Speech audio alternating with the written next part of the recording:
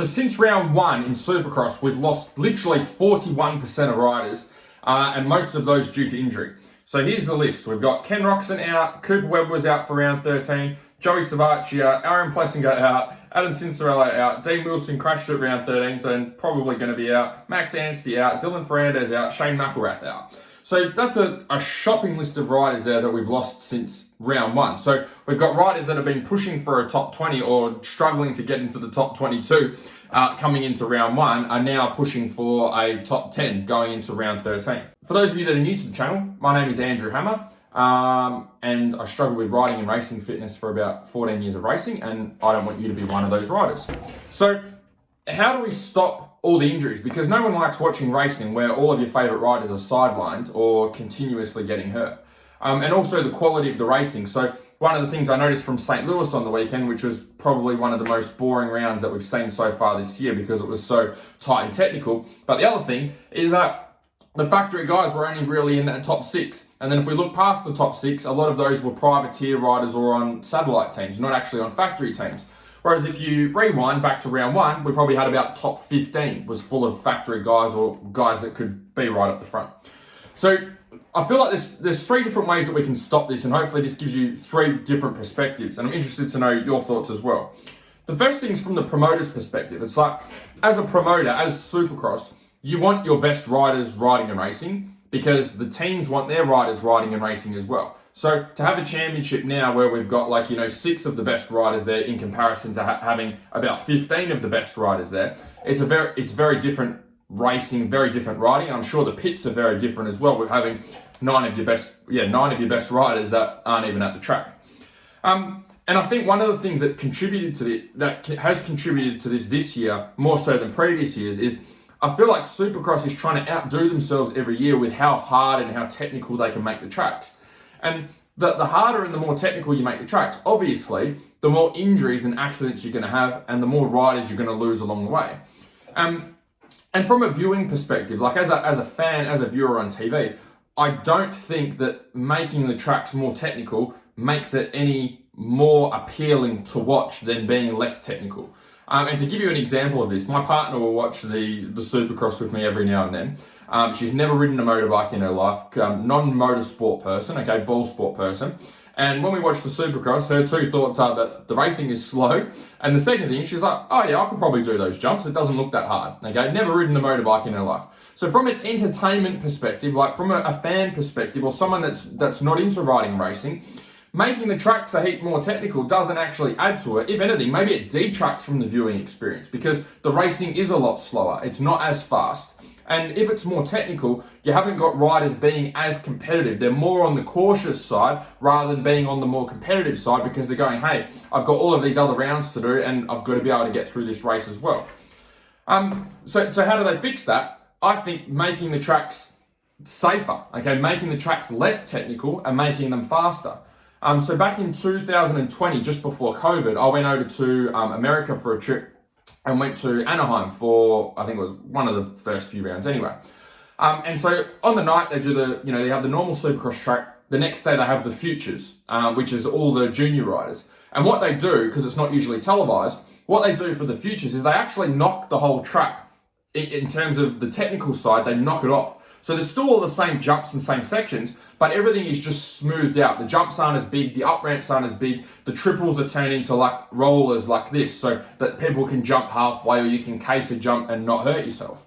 And one of the things that I noticed, because these kids are still very, very fast and would probably do quite well on the Saturday night if they were racing on the proper track, is that the racing was so much faster.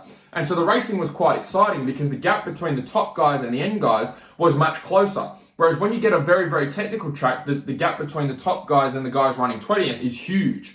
So I feel like if they made the tracks less technical, the racing would be more exciting and closer because they're riding faster and guys would be willing to push a little bit more. But also, riders wouldn't be getting hurt. So you'd see more of those top guys from the start being consistent throughout the season and finishing the season. Whereas now it seems like, we're losing literally riders every week or every weekend. So that would be the first thing. The second thing from the rider's perspective, how do we stop getting as many crashes and injuries? Now, there's a couple of things here. The first thing is, from a fitness and training perspective, is strength train. Like, there's a lot of guys that have crashed this season that have been able to rebound and keep going. So if you look at Chase Sexton, for example, is a prime example. He has so many big crashes this year, but he's been able to keep going. And then you see other guys that have one crash and they're out for the season. And it's like, well, sometimes it seems a bit unfair. I truly feel like the reason for that is strength training. If you look at Chase Sexton, he's built, he got a decent frame on him. So he's able to rebound from these crashes. Whereas a lot of the other guys out there don't do that amount of strength work, okay? They're focused more on cardio and doing a whole heap of cycling. And if you look at them with no shirt on, it's just skin and bone and very small amount of muscle. And so if you only have a small amount of muscle, what this means is your joints only have a small amount of support, but your bones only have a small amount of support and safety as well. So every time you crash, if you don't have much muscle there, then bones are taking the impact, and bones have no give. It's either they're there or they're broken, right? Whereas for muscle, you can strain a muscle, or muscle also gives support to bones. So you put yourself in a safer position when you're out there riding, and if you do crash and do come off, you've got a much higher likelihood of rebounding and getting back on, or at least being able to recover or get a massage and go and race again the next weekend, in comparison to, oh, I've got my foot in a cast and I can't do anything for the rest of the season. The other thing is, which I'm sure most of these riders know, but it is hard as a racer, and I know this as well, it's having more of a survival mindset in the series rather than a I must win this race type mindset. And I've heard Ricky talk about this multiple times on the commentary, for those of you that follow, which is not just focusing on winning every race or trying to, do the best you can every race. It's doing the best you can, but it's also having the long-term picture in mind as well, going, hey, this is a 17-round series, not a one-round series. And a perfect example of this is simply by just being out there. So there's 4 riders I've got written down here. There's Cade Clayson, there's Frederick Noren, Justin Starling, and Ryan Brees. If you go back to the results for round 1, these were guys that were at the back end of the main event, okay? These were for 19, 20, 21, 22 spots, okay? So these are guys that are just getting into the main event, probably coming in through an LCQ, struggling for a top 20.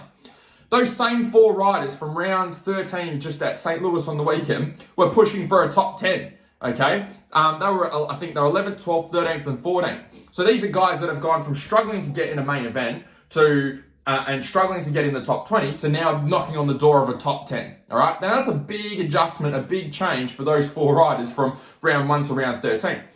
I'm sure they've improved, and I'm sure they've been putting the work in, but I think a big part of that reason is that we're missing 9 of our key guys that should be running up the front that were there from round 1. That's really where the discrepancy or the change is.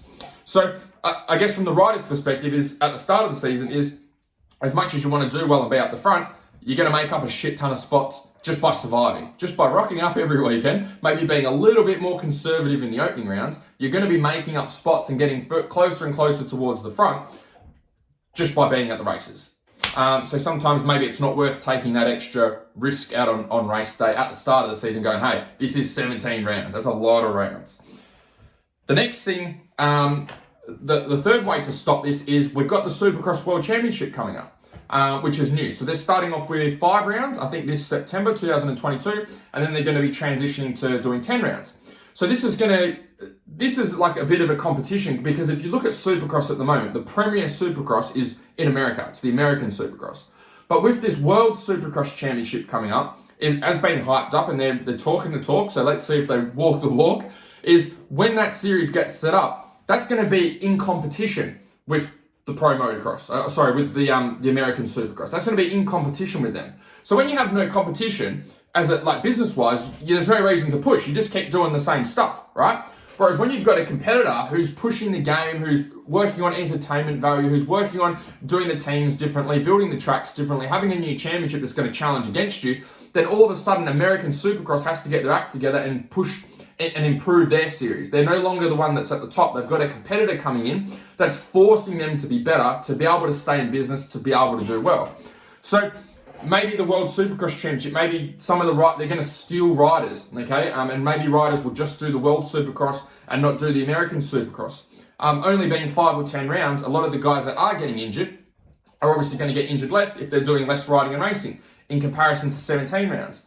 And if the prize money's better, which it sounds like from what I've heard so far, it is. So if they're able to make a really good living out of doing the World Championship with 5 or 10 rounds in comparison to 17 rounds, then by all means, I'm sure a lot of riders, they know the less they race, okay, probably the less they race, the less chance they've got of getting hurt or having an injury. So if they can race less and earn more money, then why wouldn't you do that?